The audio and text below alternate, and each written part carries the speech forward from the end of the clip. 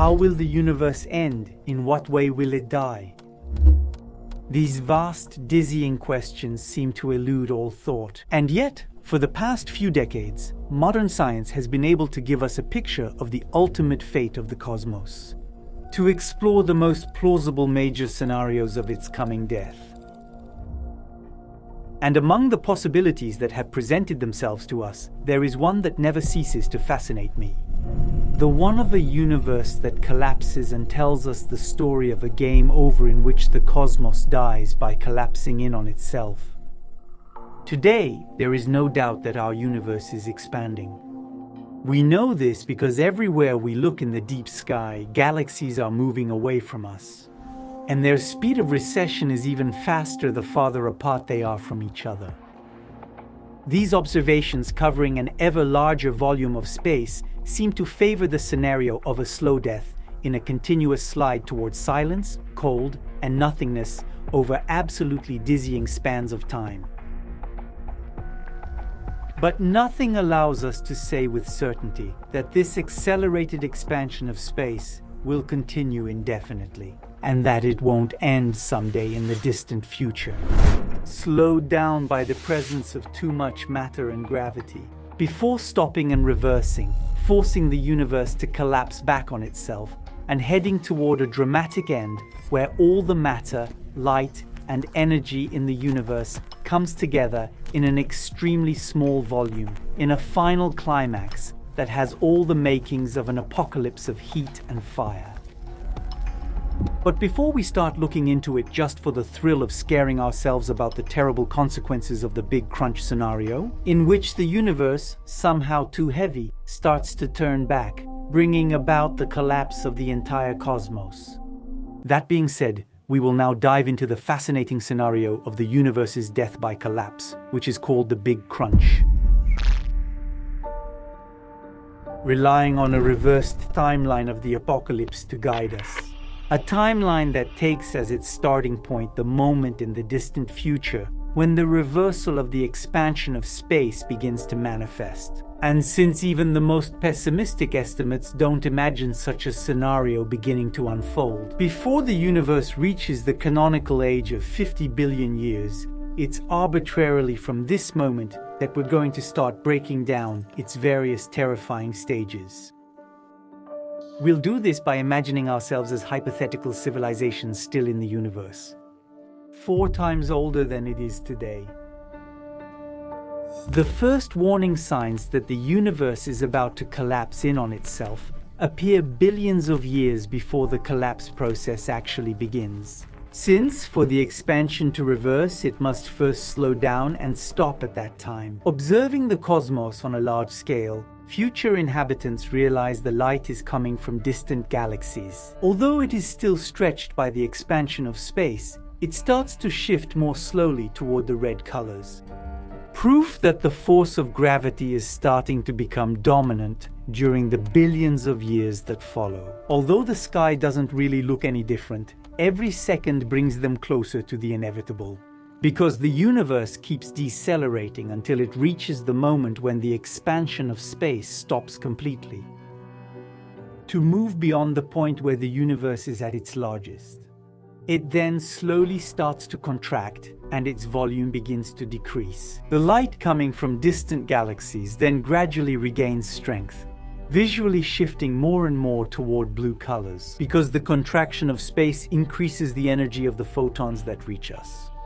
So over the billions of years that follow, the light coming from the deep sky continuously gains in intensity. Meanwhile, some galaxies that were previously so far away they were out of your field of view are now beginning to appear.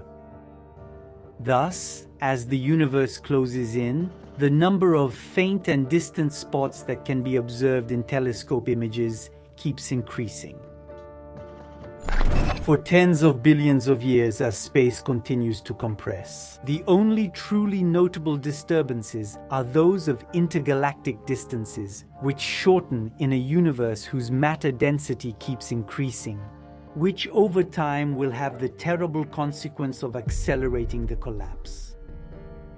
Because the universe has entered a hellish gravitational feedback loop, that inevitably leads it toward its final downfall.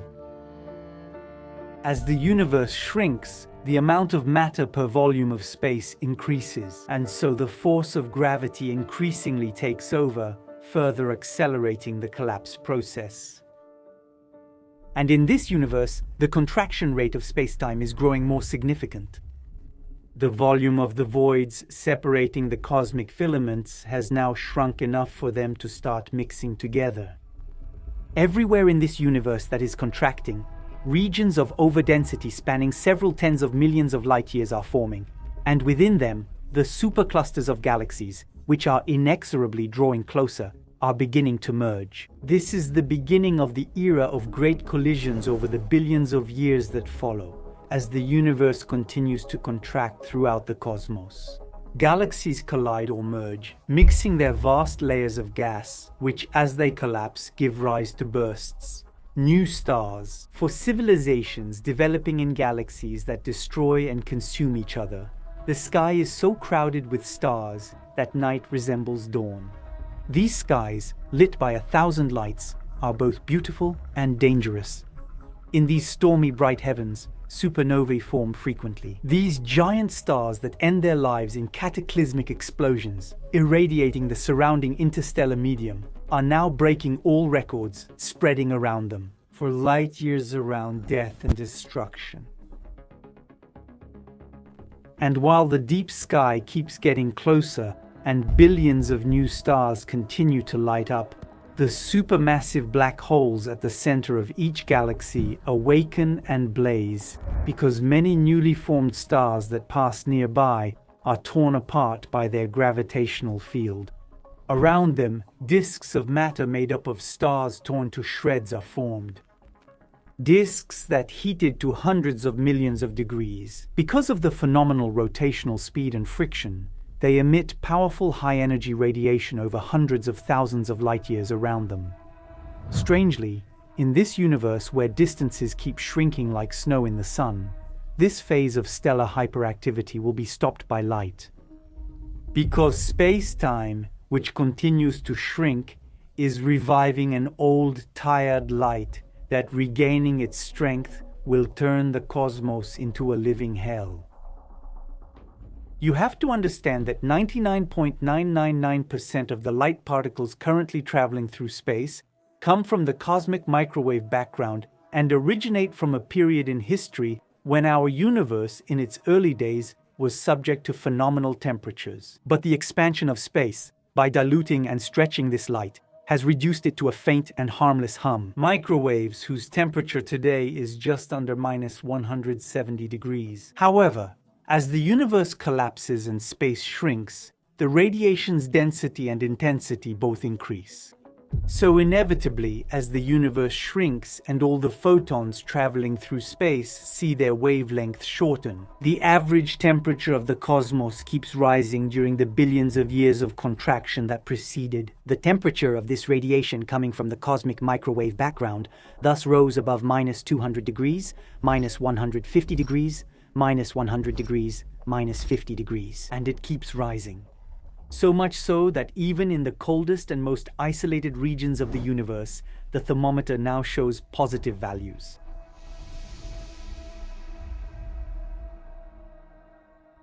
For hypothetical civilizations in these distant futures, the presence of this increasingly aggressive radiation then makes observing the cosmos practically impossible, because telescopes are literally blinded by this background thermal noise. But the phenomenon doesn't stop there, because the temperature of the cosmic microwave background eventually reaches the point where the intensity of the radiation bathing the entire universe becomes strong enough to tear apart the interstellar gas clouds that give birth to stars.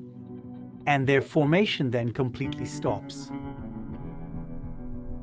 Then, in the aftermath, in this rapidly collapsing universe where no star will ever ignite again, the energy of this radiation, ever more present, comes to eclipse everything with its blinding light coming from all directions. All the constellations, the darkness has now disappeared, and the entire universe is now bathed in a warm, glowing red light. Then, the growing power of this radiation starts blowing away the atmospheres of planets that have them. And in the process, it starts to vaporize the oceans before attacking the surface rocks, which begin to melt. All chances for complex life in the universe are gone. No observer remains to witness its end. And paradoxically, it is in these skies flooded with a light so intense that it is melting the planets that the stars still shining will begin to go out into total darkness. Because when the temperature of the universe rises above 2,700 degrees, something very strange happens. It suddenly becomes pitch black almost everywhere.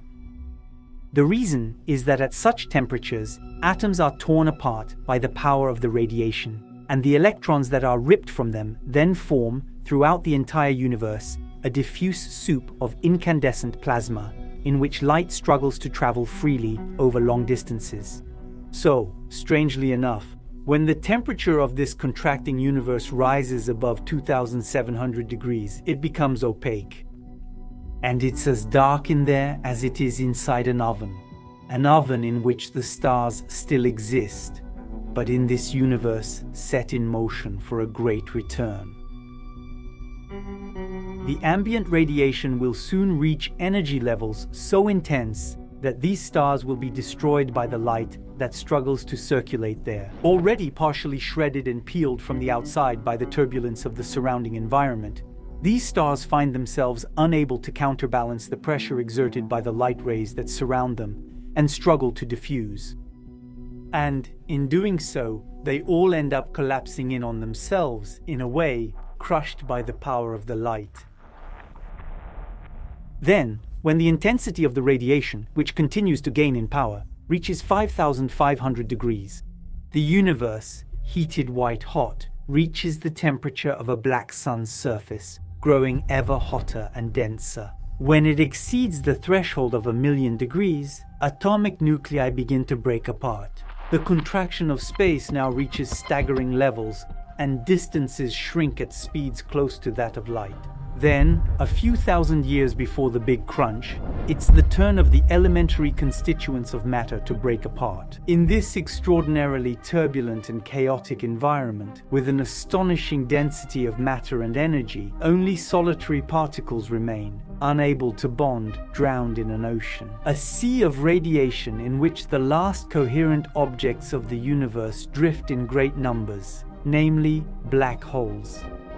In this suffocating cosmos, black holes grow frantically by swallowing all the matter and energy that comes within their reach.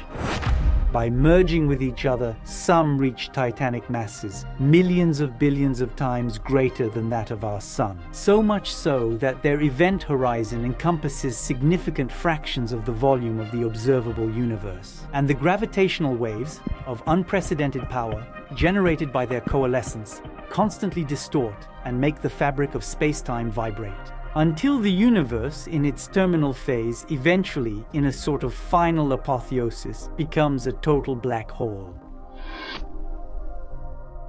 The universe's parenthesis of existence has closed on itself.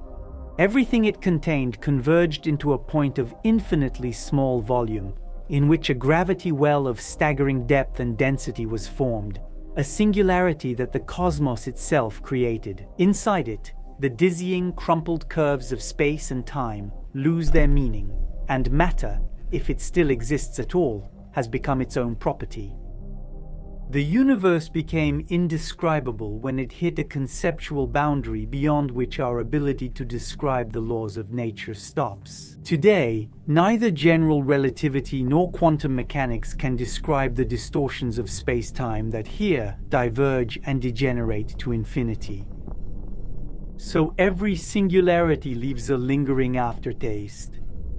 But the fact that the most solid theories we have are not able to describe the behavior of a universe in which all the sliders are pushed to the extreme doesn't mean that nothing happens anymore. Some hypotheses, still under study and therefore highly speculative, find in this uncertainty a fertile ground for new dizzying possibilities to flourish. Some of these hypotheses imagine that this point of infinite density, opaque, dense, and dark, bent nothingness, space, time, and shadows. It is not a tomb, but a cradle that collapses, creating a relay passage through the singularity between a dying universe and another being reborn. According to this view, the Big Crunch could be followed by a new Big Bang, which, by the way, it strangely resembles. Maybe the extremely rapid expansion phase our cosmos experienced in its youth was caused by the collapse of a previous universe, which would have, in a way, bounced back on itself, and from which, like a phoenix rising from its ashes, a new universe would have emerged. We must admit that the concept of space-time endlessly cycling through life, death, and rebirth, with each world's end starting another, is fascinating.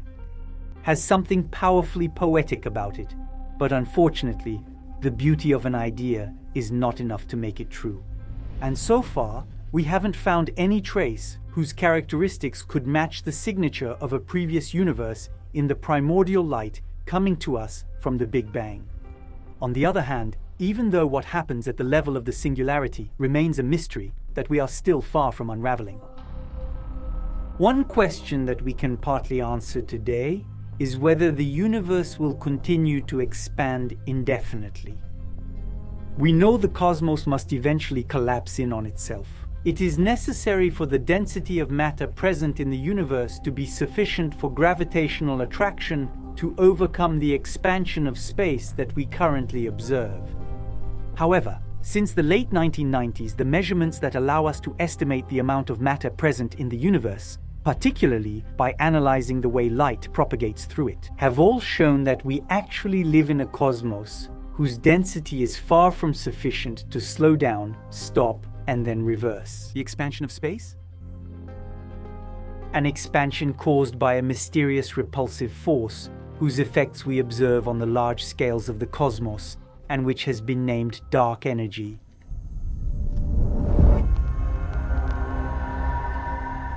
Given our current knowledge, we think that the density of matter would need to be nearly 17 times higher than its current value for the effects of dark energy to be overcome and for the universe to eventually collapse in on itself.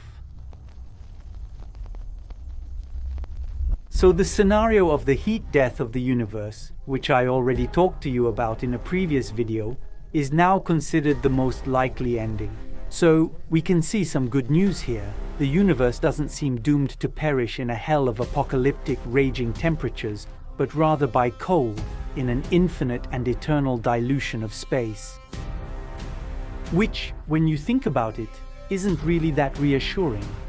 Take the time to click here to judge for yourself. Afterwards, if you're an absolute fan of the Big Crunch scenario and the fact that it's been undermined by recent observations has made you sad, you can comfort yourself by thinking about the fact that we're not certain whether the value of dark energy changes over time. So it's still possible that after a long phase of accelerated expansion, like the one we're currently observing, gravity could eventually get its revenge on the runaway expansion of space-time by initiating an unstoppable phase of contraction. That's why the Big Crunch scenario, although it's currently considered highly unlikely, can't be completely ruled out. In any case, you have plenty of time to pay off your mortgage. The universe isn't about to collapse. Even the most pessimistic predictions I use don't expect a big crunch soon, at least 100 billion years. In other words, our universe has certainly not exceeded a tenth of its expected lifespan, which gives you plenty of time to finish your coffee, or to worry yourself sick for your entire life if you prefer.